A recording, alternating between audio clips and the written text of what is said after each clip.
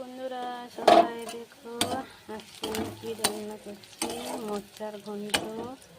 মোচার ঘন্টতে এখানে মোচা, আলু আর বেগুন সেদ্ধ করে নিয়েছি হলুদ দিয়ে।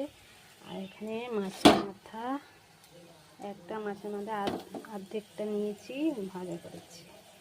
এই মোচার ঘন্ট করবো। এখানে আদা রসুন পেস্ট করেছি, এখানে পেঁয়াজ ভাজা হয়ে গেছে, তাতে দিয়ে দিলাম। এখানে আদা রসুন ভাজা হয়ে গেছে, তাতে টমাটো দিয়ে দিলাম। টমাটো দিয়ে ভাজা হবে।